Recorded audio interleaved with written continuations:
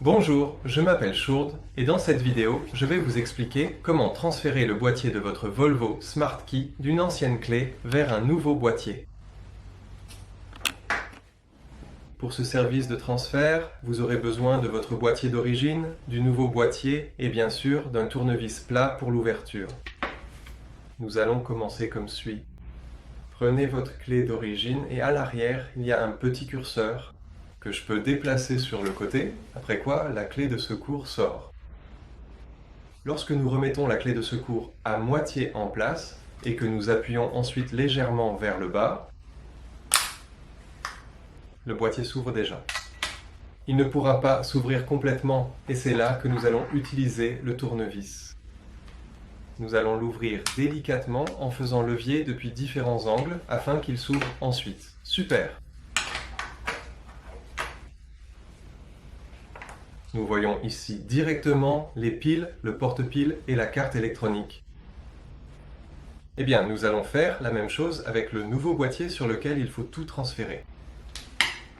Ici aussi, nous avons le petit loquet qui se déplace sur le côté et qui nous permet ensuite de retirer la barre de la clé.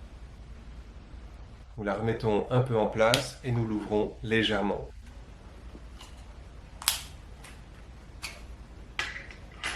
Et ensuite, avec le petit tournevis, nous pouvons délicatement l'extraire un peu plus facilement.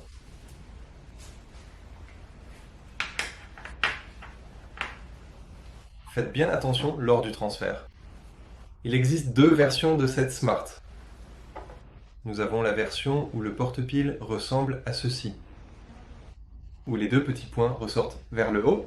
Celui-ci est identique entre les deux boîtiers. Et vous allez également ouvrir celui-ci tout de suite.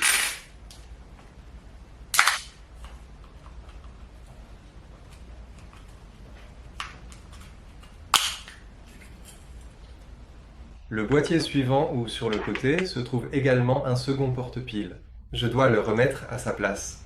Juste avant de commander la Smart, vérifiez bien s'il y a un second porte-piles à l'intérieur, ou si le modèle est identique à celui que vous voyez ici devant moi. Dans ce cas, c'est celui-ci dont j'ai besoin. Alors, que fais-je? Avec un tournevis plat, je fais levier pour retirer la grande pile. Dans celui-ci, je place déjà le four et le nouveau boîtier. Ensuite, j'appuie doucement sur les boutons poussoirs pour les retirer. Et je déconnecte l'électronique. Il y a encore un petit capuchon noir pour protéger les micro-interrupteurs. S'il est encore en bon état, vous pouvez le réutiliser dans le nouveau boîtier. Sinon, un nouveau capuchon est également fourni. Vous placez également cette pièce dans le nouveau boîtier. Et celui-ci peut déjà être refermé.